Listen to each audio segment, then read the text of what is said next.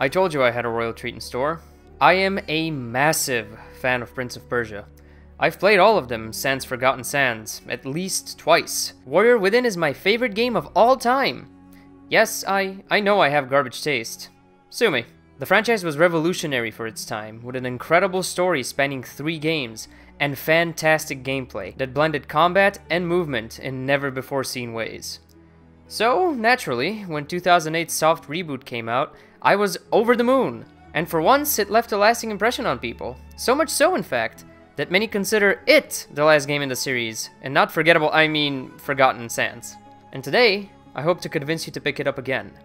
This is why you should replay Prince of Persia.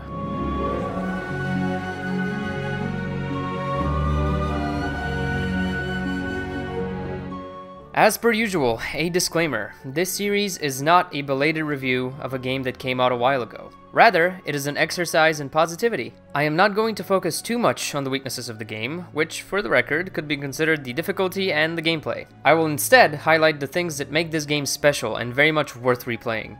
And to do that, we need to establish what this game is, and it is definitely not a Prince of Persia game.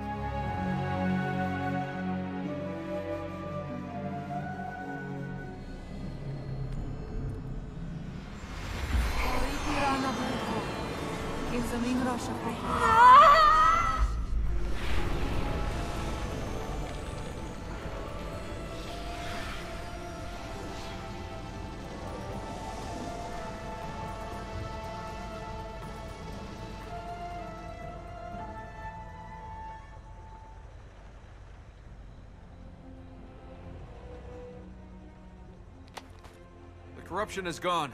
It looks like we have a way out of here. Magical, isn't it? That's the word I associate most with this game, or more accurately, this experience. This isn't a hack and slash action adventure murder fest. It is, put simply, a fairy tale. While this might sound grandiose, hear me out.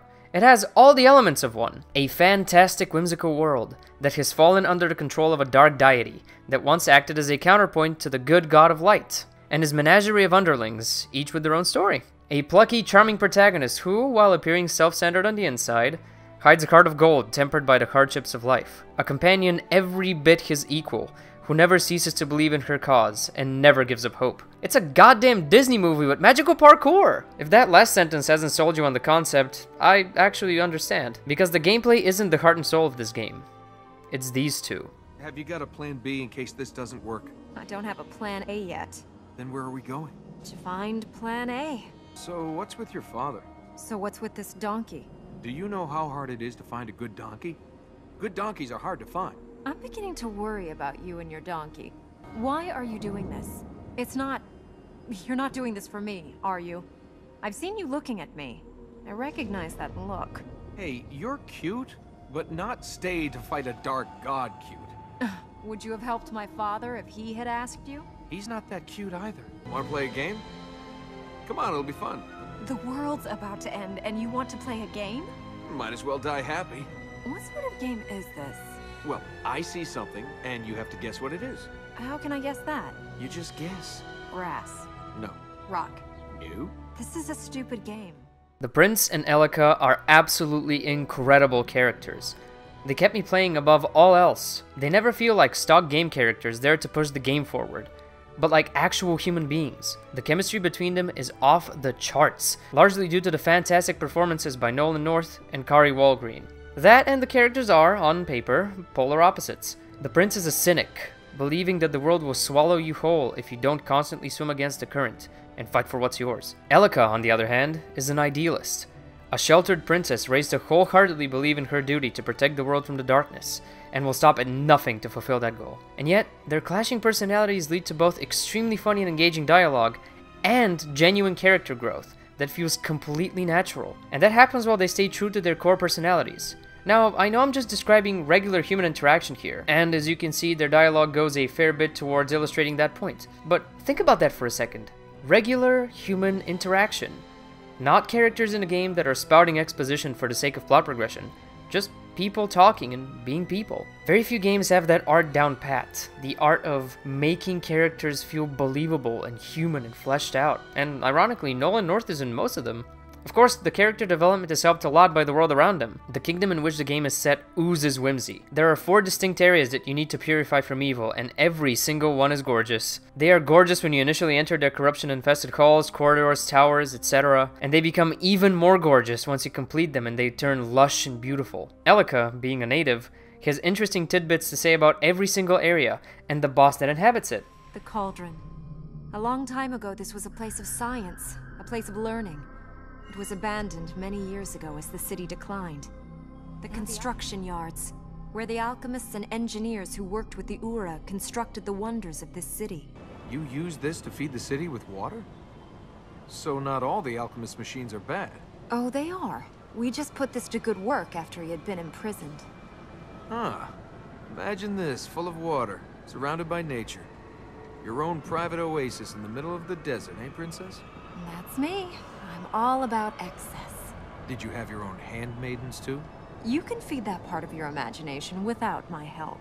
Speaking of bosses, the 4 servants of Ahriman, that's the game's main bad guy, aren't just obstacles void of a personality. They each have a backstory, a reason for going bad that makes their decision to do so, if not outright sympathetic, then at least somewhat understandable. Now, true, there isn't much to said backstories, but remember, this is a fairy tale. Seen through that lens, the villains are perfectly simple foils for our protagonists to overcome. So, now you hopefully have an idea of what the setting and story are like. And here comes the hard part, me convincing you that the gameplay is also a vital part of this magical experience. Oh boy.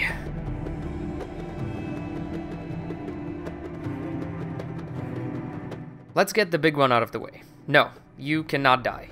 Ever. Under any circumstances. No matter what situation you find yourself in, Elika will save you. Because of this, some people wrote this game off as a toy for babbies, which I get. The name the title carries suggests a certain level of challenge. How can it have almost all the staples of a Prince of Persia game, wall running and acrobatic combat for example, without any of the challenge? Well, simple really. Yes, this game is easy, but that is not the point. Because as I've mentioned, this is not a Prince of Persia game, and I meant that not just in terms of story. Gameplay-wise, this is a collectathon. Yep. Of the Sly Cooper and Banjo-Kazooie kind. I don't know why I decided to slap this grandiose statement in the middle of the video. It should go in the thumbnail or something. Allow me to elaborate. This is an experience-first sort of game, where every system works together to prop up the core idea, which, as is now clear, is to present this game as a magical tale. In fact, The Sands of Time does something kind of similar, in that it is a story told by the prince, and every time you die he says something to the effect of, "No, that's not right." Wait. That's not how it happened. Now, where was I? This game takes the need for having an in-game death screen and just cuts it out completely, in a way that makes sense within the game's world. Of course Elika has the power to get you out of any situation. After all, she's on the side of good, and good always triumphs in fairy tales. Now, that is not to say the game plays itself. On the contrary, while the bosses cannot kill you, their fights are fun and challenging, in part because of a deep and incredibly well-animated combat system. And in part because, even though you fight each boss repeatedly on your way to the final showdown with each respective boss, each fight mixes it up a little, as to where they never get boring. On top of that, the collectathon nature of the game works very well with the traversal system. Remember how I mentioned that areas drastically change once you heal them? Well, once you've healed an area, a whole bunch of collectible light seeds show up. You have to collect a certain amount of those to unlock powers to progress the story. The process of gathering them never really becomes tedious, because the environments are so well designed. They flow into one another quite well, so if you put off collecting light seeds until you absolutely have to, you'll actually have a better time, since you'll be rediscovering areas you've already visited. So, yes, this is by no means a hard game, but neither are most games of its nature. You don't play Banjo-Kazooie for the massive combo system, you play it to experience a true 3D adventure game. And Prince of Persia fits that mold to a T.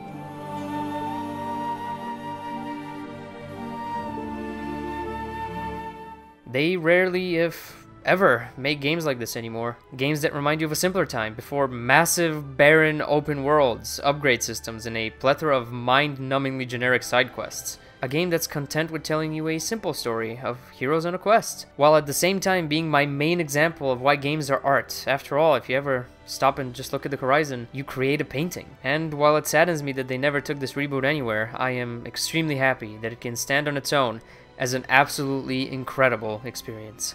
And that's it, no more script, so I'm now going to talk awkwardly. Thank you for watching. It took me quite a bit of time to collect the gameplay necessary to make this possible. So lesson learned, next time don't say video next week.